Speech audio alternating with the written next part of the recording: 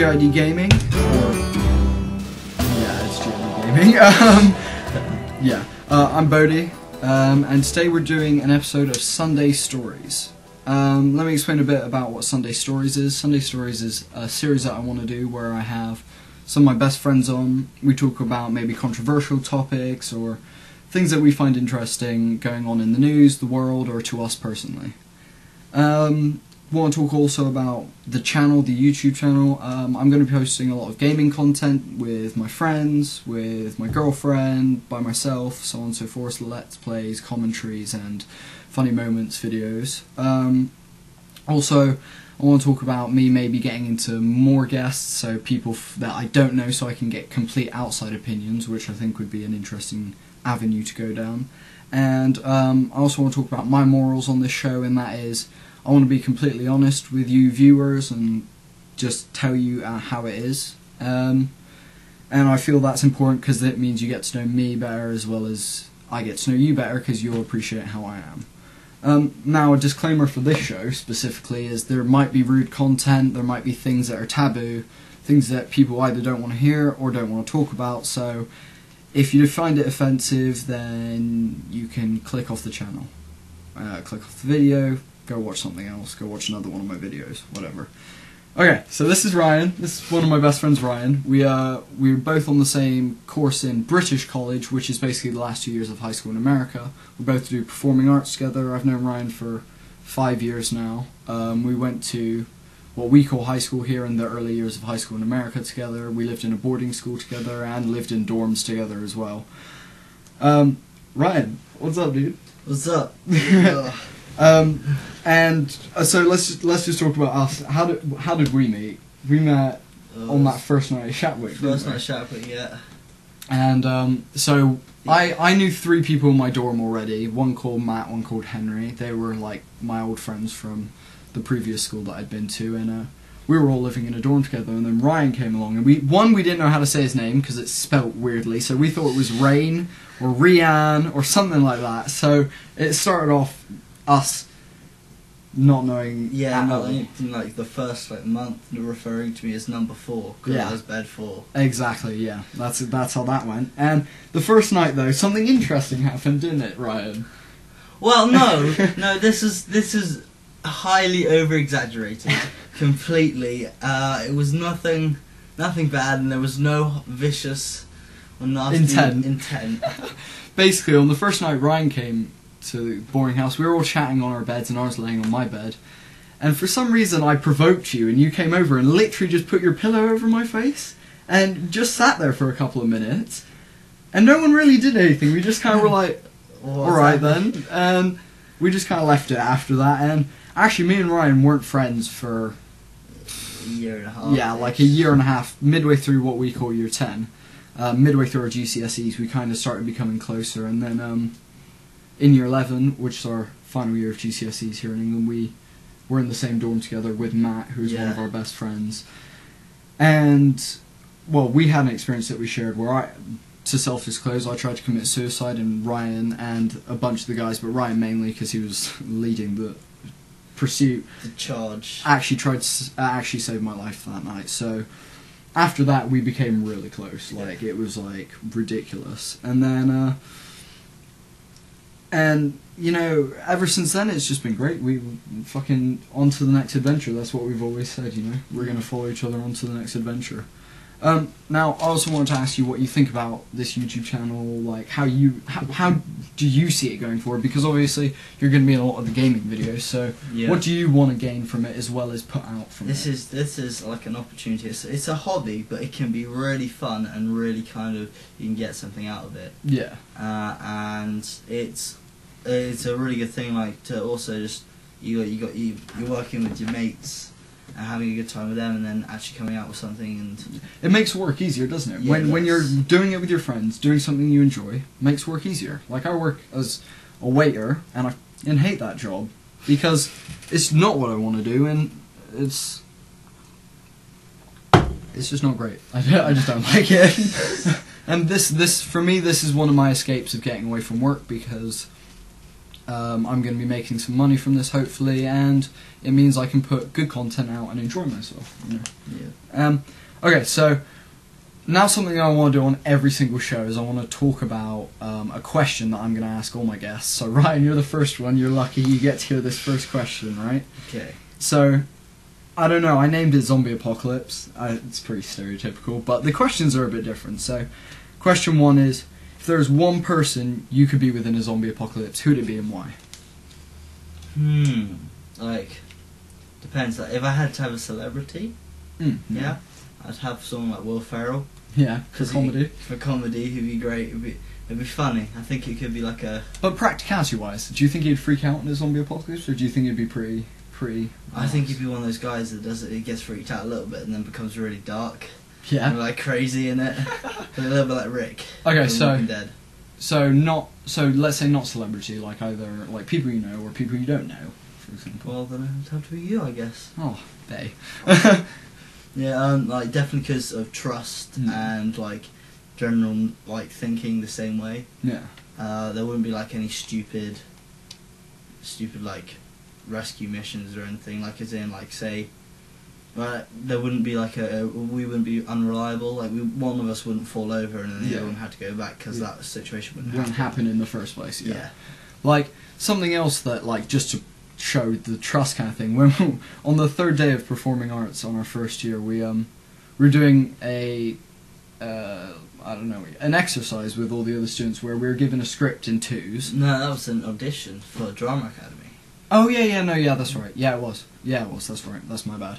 And basically, the script was a love script, and me and Ryan paired up because we literally were. That's all. We only knew each other. Yeah.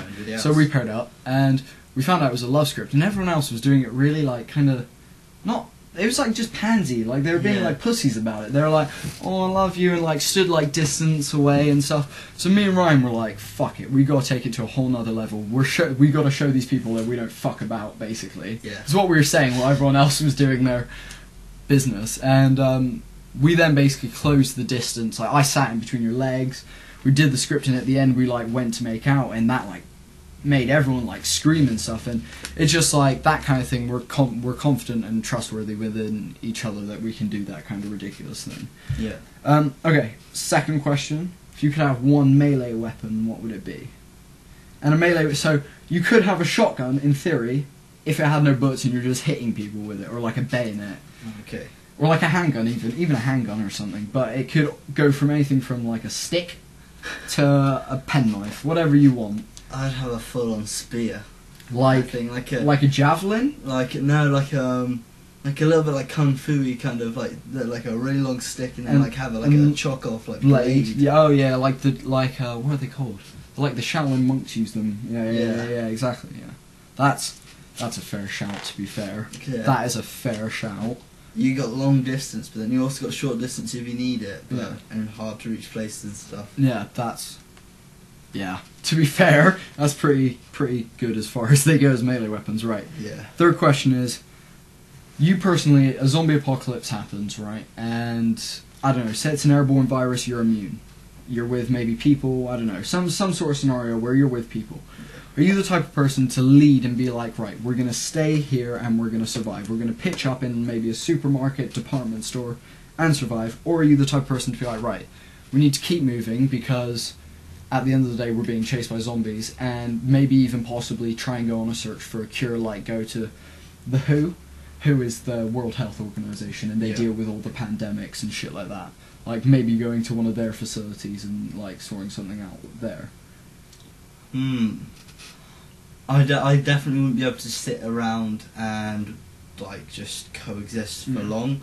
Like if I was to do that, it would be either I'd gather a group of people, go there, make everything strong. Like either if people want to stay and leave, they can, and they can chill there and they can coexist, and that can always be like a place to come back to or something. Like that's where you keep vehicles or something. If you collect stuff like fuel and food resources is always there. Yeah. But I would definitely be one of those people like, okay, there's got to be something. Like a scavenger party, maybe. Yeah. Like, so maybe post up, have like main base there with like kind of generals of the group along with lookouts and younger ones in the group. Say if there's kids there or whatever, and Definitely, you're looking after them. families. Yeah, and then maybe send out scavenger groups of older kids Mhm. or like adults or whatever. Definitely. To be fair, I've always thought it'd be much cooler if a zombie apocalypse was more like kids based, because I think with adults it becomes difficult, because then adults still assume that they have the power, but yet in a zombie apocalypse everything breaks down. There is no power. You know, Yeah. it should be shared technically, but it's like, I don't know. I think with adults it'd be a lot more difficult, because they'd be like, we're in control, we're adults, and you're like, well, hear me out, and also, you're an adult, but now, whether you're an adult or not, that doesn't matter. We're trying to be killed by like bloodthirsty creatures. Yes, life or death. Yeah. Yeah. Well, that actually ended up being a lot better than I expected. That question is going to work. Good. I'm definitely keeping that question in for every single one. Okay, so now I came up with a couple of topic ideas that I thought would be cool to talk about. First one is this whole controversy around Kanye at the VMAs being stoned. He admits he's stoned on stage, and says that in 2020 he's running for president. Now, it's ridiculous. Obviously, it's ridiculous. We don't know how much he knows about politics, but from what he's put out in the media and it seems like he's not too knowledgeable. So it seems like it might go to the shitter. What do you think? What's your opinion on this whole thing? Well, Kanye, no, I'm not in agreement. I don't think, I think he's one of those people, like, he thought he was in the Illuminati, didn't he? Yeah. I think, like, he'll To be fair, the Illuminati is obviously run by an elite group of white people. It's millennia old. They wouldn't have changed ideals, would they? Exactly. There would be no black people in the Illuminati, and that's not us being racist. That is just us stating a fact about how it is in society. Because there was before, like When way it was, before. if it was created years and centuries ago. Yeah, white people are in power, and God forbid, but people are in slavery. Yeah. Like black people, and it sucks and everything, but It's not truth. going to adapt with times. Yeah, exactly. Traditions, And especially considering the Illuminati is meant to be such a secret group and whatnot, Yeah. you must think that they're like still sticking to old traditions. They probably have the same like initiation, if there even is one. Yeah. I mean, we could be completely wrong. Yeah. And exactly. but I think it would be more. I personally agree with you. Kanye, I personally think he's like, I respect him so much for always speaking his mind and just being the person he is and not really giving a shit what people think about that. I respect that a lot. And also doing what he wants to do, as in like with his music and how he is on stage and whatnot. If he wants to go on a rant on stage, he does it because he's Kanye and that's what he wants to do. Mm-hmm. You know, I think if he was any different, people wouldn't like him. exactly. People wouldn't even take notice of him. Like, granted, I personally like a lot of his music because, like, I don't know, I grew up listening to a lot of it. Like, from Eminem, I kind of went into Kanye. I know they're two very different genres of rap, but you know, that was my transition in rap, and I don't know. I think he's a good guy at heart. I don't think he means any harm. Like, also, if you see the way he treats Kim, he's very respectful. Yeah. He's always like never talking bad about her, and he's always very respectful. So I respect him very much for that, also. But he's an idiot. He is an idiot. He's an idiot. Yeah, definitely, I agree with that. As in, he could. I think he's quite a lot of talk, or he can see it going well for him, but I don't think people wouldn't take him seriously. Yeah, I mean, imagine a world where Kanye was president. Like, honestly, what would be rules that he would put in? Like, everyone must listen to his music. It would become a King Jong-un situation where everything is grey and they get 11 holes in one in a game of golf, which is like impossible. Yeah. So, you know, I think he might get a bit too power crazy, honestly. Yeah, I could see that. I could see Kanye being power crazy. Yeah. I think he's an idiot sometimes. I mean, if he wasn't such an idiot, I think people would respect him a lot more for who he actually is. A little bit, yeah. Definitely. Okay, another topic that I want to just hit on was the other week, you and me came over and we were smoking a little bit of weed together and Oh yeah, the other fact, what about Kanye being stoned on stage and stuff? If he wants to do that, let him do it. Exactly. Okay, I don't see a problem with that, to be honest. I agree with that entirely. It's like Miley Cyrus when she was in Amsterdam. Yeah. She went on stage stoned and she had a do. She lit up on stage. It's like, alright, fair enough. If that's what you want to do, it's your poison, go for it. Yeah. But the other week we were smoking together and we were chilling, and we put on Pink Floyd, Welcome to the Machine, and this song is like, if you haven't heard it, which I hope most viewers will have heard it, you need to go listen to it because it's deep, it's cool, it's jammy, and it's just super chill. And we were listening to it, and something, I don't know, for me, and from what I saw from you, it just affects you in a way that's like... For me, I was in a world where we were almost sharing the exact same experience, like almost like intertwined in each other's thoughts, dreams, experiences. Like everything became whole while we were listening to the song, and like, I don't know, I felt like I understood you a lot better. Yeah, like there was we were on the same wavelength. Exactly. And like that's what I was trying to say that whole time. Yeah, like it was. Yeah, definitely. It was kind of. There was connection and stuff. Yeah, like I wanted to get like, because obviously I know how it felt for me. I don't know how it felt for you because I'm not you. So it was. Give me what you felt about it. Oh, it's so random, the music. Yeah. And like what we were talking about when it was being played, how we came across a theory that this could be like it could have been testing weed and Pink Floyd kind of mixing together, and how it was affecting, like this was a test room. Yeah, a test room, and it kind of felt a bit. It was abnormal, and it was kind of because there's bassy lines in it. Yeah. And that kind of felt like very vibrating and fake. Yeah. Yeah.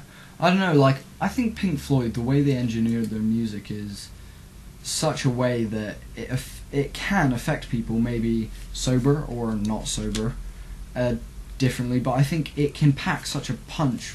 I mean, for me, especially when I've smoked a couple of joints or whatever, it really packs a punch and like, almost like makes your body like become part of the music. For me, like I feel like I'm involved. Yeah, you become a part of the music, and then you feel like it's doing something for you. It's like you are reacting with it. It's kind of like in a way a chemical reaction. Yeah. It feels like, and you're kind of bonding. How crazy would that be if all this time nobody knew, but Pink Floyd had engineered every harmony, every like chord, so that actually it creates a chemical imbalance that makes you love their music?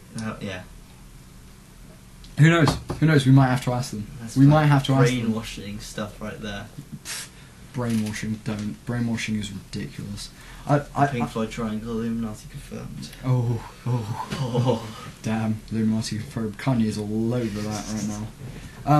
Another topic that I just wanted to brush on was I'm reading a book at the moment called Scar Tissue. It's the autobiography of Anthony Kiedis, the lead singer of the Red Hot Chili Peppers.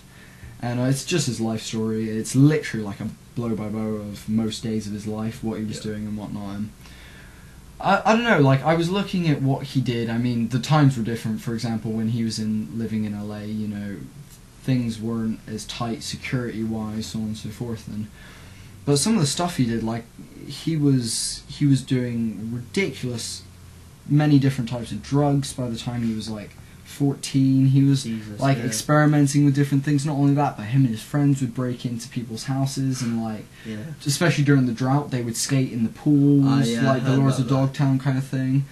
And also they'd just break in and use the people's houses and never cause any damage to any places, but they would just live there for like a day basically and enjoy the person's house. And it made me kind of go, you know, they've done so much with their lives already, and I'm like 17 and I feel like I'm lacking. I mean, not that I want to try many different drugs. That's one thing that I don't want to say, because my perception of drugs is chemicals are awful. I think natural things such as marijuana, shrooms, hash, things like that are... I know hash has changed a bit because it's derivative of cannabis, but I think that for me personally, anything further than that is too much. So it's not that I'm saying I want to get into more drugs, but I feel like the way I live my life is very safe. Like, I do things safely, and I feel like sometimes I need to let go a bit more, you know? Yeah. Definitely the fact that I'm not so much a agreeer on drugs as you, I guess. Yeah. Because you've done I've done many. Yeah. There's a list. Let's stick with that. Yeah. But I kind of, as much as I hate myself, I'm gonna say this, but I kind of secretly agree. I hate the term and everything, but YOLO, in the way that there could be only one like way of living, like one chance, and why should I kind of waste my chance sitting by a little bit and playing safe when I think I should at least have one chance where I am having fun. Yeah. And I know, like, I'm not afraid to do much. Not to do much, or like. You're not afraid to go out and try things. Yeah, definitely. And like for me, I completely agree with everything you just said, apart from the drugs bit. And I completely agree with that, because tomorrow you could die. In a couple of minutes I could die. For example, the other day I was at college and I had what they called a minor heart attack, or symptoms of a minor heart attack. Chest pains, numb arm, and I passed out, and an ambulance had to be called. So for me, that, I don't know, the other day definitely was like, wow, it shows how short life can be. Yeah. But also, you go, not YOLO, but it's like... Yeah, I'm not saying disregard your body and don't take care of it. Don't be careful, but... do things that are adventurous. Yeah. Test the limits of your own boundaries. And I'm obviously not saying, like, go out and do every single drug you can get your hands on. Like, no. Just enjoy stuff. Live the moment. Exactly. Live in the moment. I have what some people would seem as a very cluttered lifestyle. Like, not everything's very organised and stuff, but I don't see it like that. I see it as a challenge will appear and you have to. I'd like to overcome it. Yeah. And you overcome things. You don't overcome things, but when you don't, you learn from stuff. Yeah, exactly. I think also, we don't know what happens after death. Yeah. For me, I'm personally have my fingers crossed for reincarnation. That's what I'm hoping for. I don't know about anyone else. I mean, not because I'm a Buddhist or even Hindu or anything like that. It's just because I think reincarnation would be pretty fucking sick.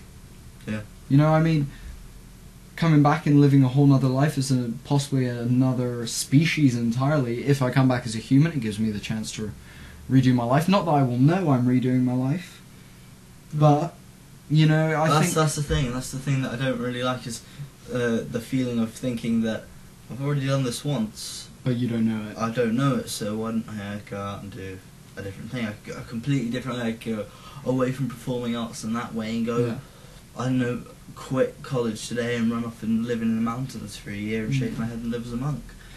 To be fair, this sounds like a plan. I would love to go. Going to Tibet is one of my dreams, and sounds good. Living amongst that culture, I think, is just beautiful. But no, I just made me go. Sometimes I need to live my life a bit more. That's what the book said to me, and I'm still reading it. If you want to read it, you can read it after me. It's freaking incredible, really well written as well. I think Anthony Kiedis has a real way with words. He kicks ass. Well, I sound like the pedo in Family Guy then with that whistle. Oh, god damn. I can't do accents, but when I don't want to do them, I can. Jesus Christ. Okay, another topic I want to talk about was a film that I watched in Spain. I'm not sure if you've seen it yet, and it might filter into another film that we've both watched together many times, actually, as well as seen separately. First movie I want to talk about is called Ex Machina, and it's a whole film based on a guy who is selected to go and test an artificial intelligence. Yeah. To see it, the whole thing is he's got to see if he believes that it's artificial intelligence or if it's human. Yeah, if it's human, that's the test, isn't it? Yeah. Have you seen the movie? Like a couple of weeks ago, we were here and we were smoking, and we put it on. This is when Jacob was around, another mate of ours. Yeah. Who you'll meet soon. Yeah. We were smoking. We put it on, and we all passed out. Oh, okay. And then I woke up and this guy was cutting his hand or something, and then panicked and went straight back to sleep. Yeah. Now, let me ask you, do you want me to spoilers it for you? No, I don't want you to spoil. Okay. Sorry, yeah. Okay, no, that's fine. But basically, the ending is very interesting because it shows artificial intelligence for what it really is, like a machine that is so much smarter than us as beings, and how they can evolve to become greater and more powerful kind of thing. Yeah. For me, that scares me. Like artificial intelligence scares me as it is. Like, really scares me because can you imagine like machines running our lives eventually? Because granted, we've got Siri. That's kind of artificial intelligence. Not really though. Can't exactly think for itself. You know, it's got program responses, so on and so forth. But I don't know. I think if it were to evolve, that's scary, man. That is scary. It's a scary thought that. Because we're at the top of the food chain. With all due Yeah, respect, yeah. things can kill us, but we have guns. We have nukes. We win. We're evolved. Yeah. You kill one of us, the other 7 billion of us will just. Yeah. You know? Where, imagine a creature that can possibly be built out of, like, Kevlar, so Yeah. it's bulletproof. On top of that, they have a knowledge that is as far as our internet, for example, or any search kind of search engine can take them, you know. They have unlimited resource of knowledge.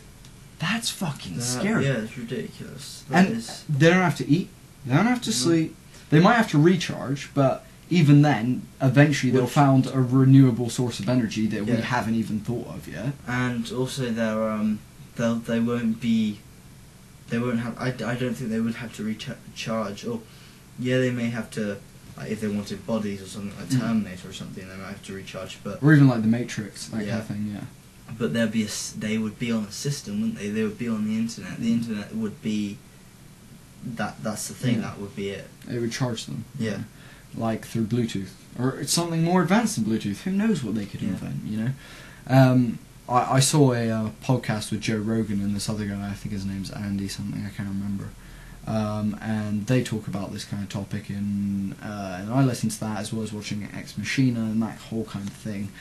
Like, kind of made me worry about how fast we're evolving with technology. And one theory that Joe Rogan puts forward is, you know, for us, bees need to be there because they pollinate plants, which then makes the plants like spread more oxygen, so on and so forth. That whole like process of so on and so forth, and we need that to survive. But yet, they're like minuscule things to us. We can kill a bee like that, you know. Done.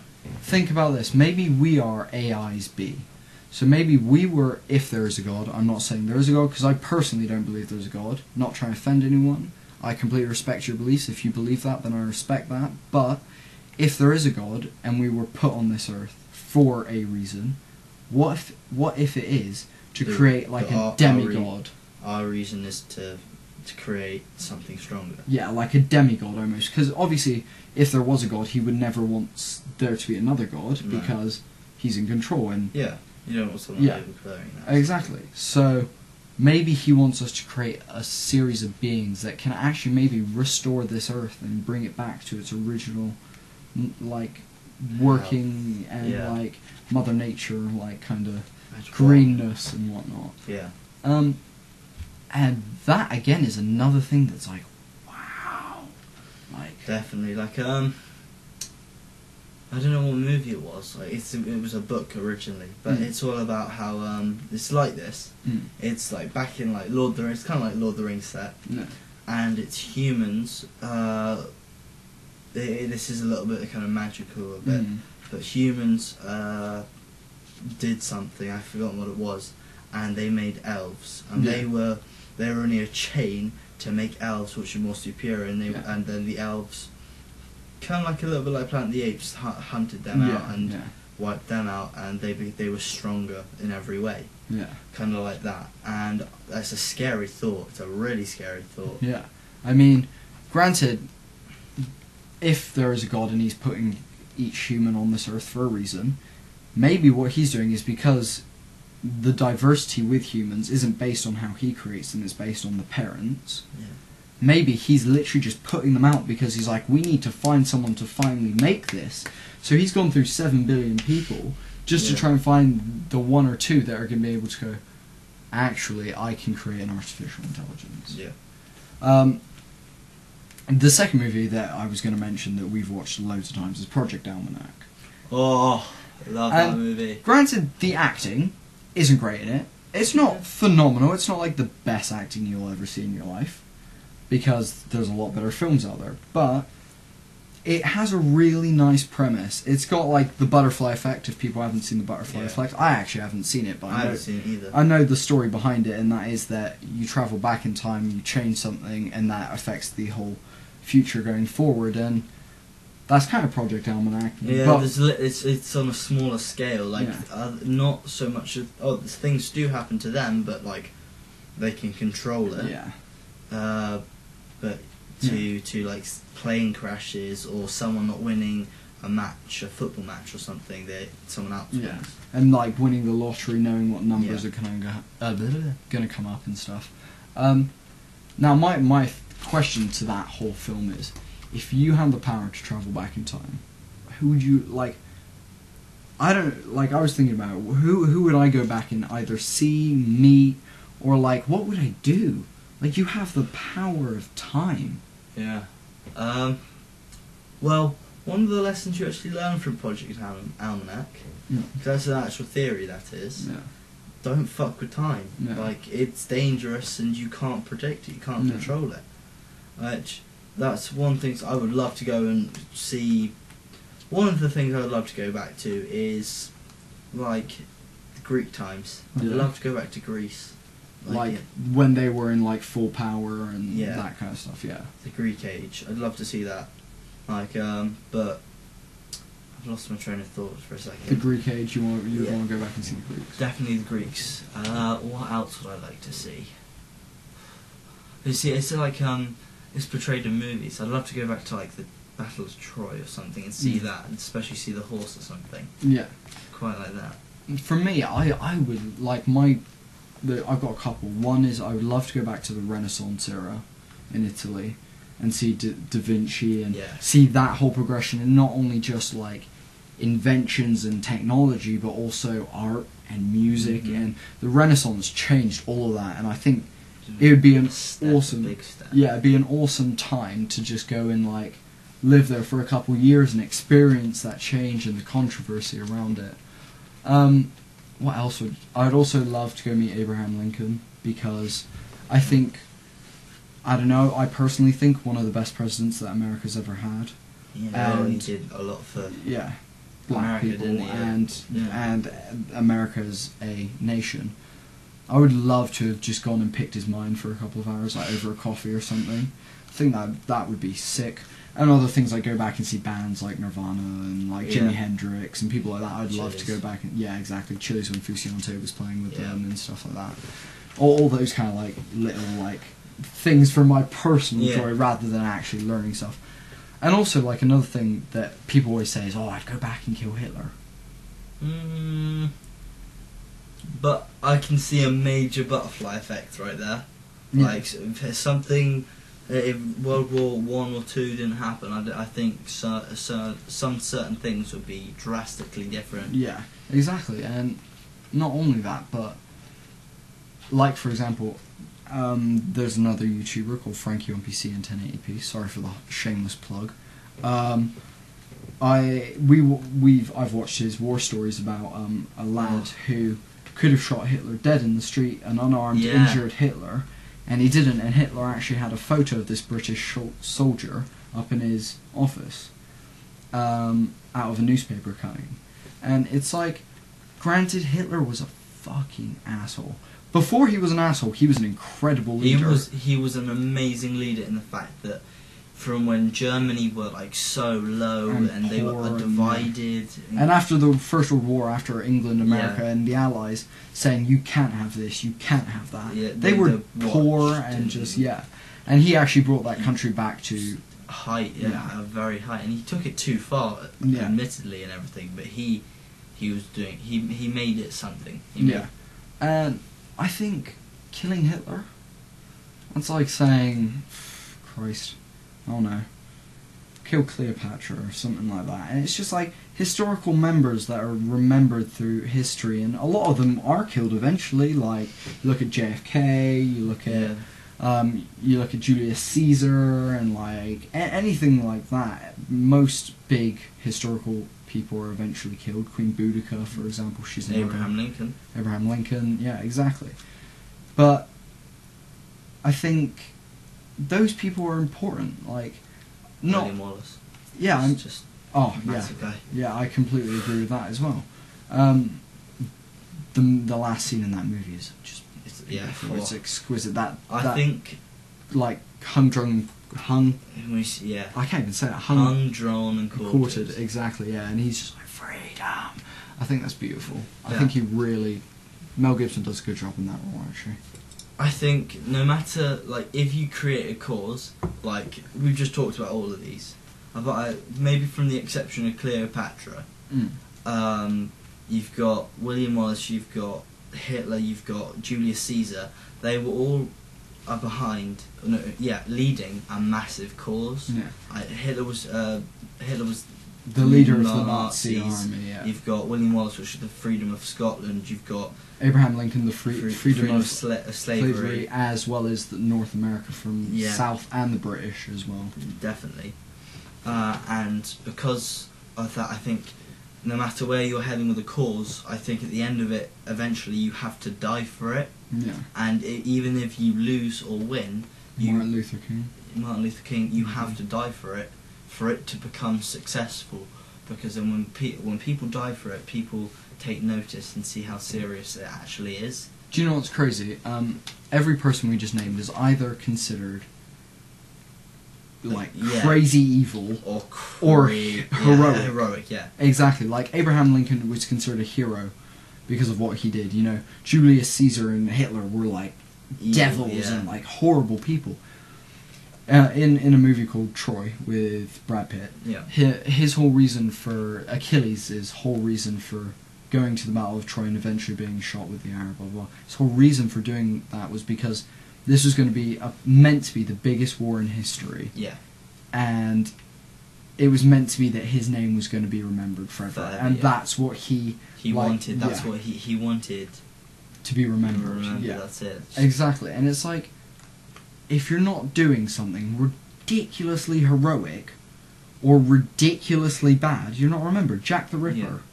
There's thousands of serial killers, but because of what he did, he's remembered. Mm-hmm. You know, and also because no one ever found out who it was. Yeah, that's a big thing. Yeah, but I don't know. I think it's hard to say I would kill a important member of history, because even the bad people are important members of history, because every single thing that happens in life shapes who we are. Yeah. How many people do you reckon were killed in World War II?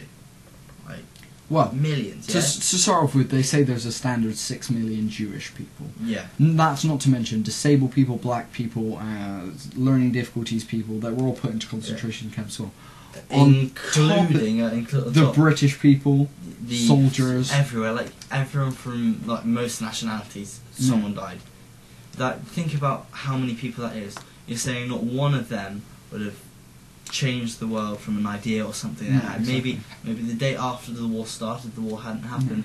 They're in the bath and they had a great idea for teleportation or something like that. I know it sounds ridiculous, but it could happen. Yeah. But the thing is, it obviously didn't happen for a reason. Yeah. We obviously, if that person was meant to discover time travel, we obviously weren't meant to know about it just yet. Mm-hmm. You know, so it's, I don't know, it's complicated. The spork was invented 20 years later because of it, but yeah. Exactly. The spork is always vital to camping and trekking and hiking. You always because do that. Who knows when you have soup and then sausages. Yeah. What are you gonna do? Exactly. If you got a fork and a spoon, can eat the sausages with the spoon, and you can eat the soup with the fork because it goes through the holes. Mm-hmm. Problems. Oh Christ! Problem solving. Just make it. Screw it. Let's just combine the two. Fuck it. That was literally what was thought. fuck it, we'll just combine the two, screw it. And now there's like the spoon, fork, knife. It's good for look. Yeah, exactly, and it's now got like a knife at the handle. That's impractical because you can cut yourself. Even though they're usually plastic, it's still like sharp, and you're like, it's just not handy, really. Really. Yeah. Yeah. Yeah? Okay, well, coming up to about 40 minutes, so I think that will be good. 40 minutes, really? Yeah. Wow. I think that's a good Sunday Stories. Yeah, a good one. Cheers for coming. I'm sure we'll have you on again, and probably have you and a couple more of the guys, and so on and so forth. And Ryan will be in many more videos to come, along with not just Sunday Stories, but also gaming videos, let's plays, blah blah blah blah blah. All that kind of stuff. Something. Skits, yeah, vlogs, who knows. Fuck it, who cares? Haven't even made my mind up about that yet. Makeup tutorials, everything. Challenges. Oh god, we will never do challenges on my YouTube channel. I promise you that. Never. Right. Okay. Thank you for watching, everyone. This has been Sunday Stories with me, Bodhi, and Ryan, and we're both part of GID Gaming. Thank you for watching. Bye-bye.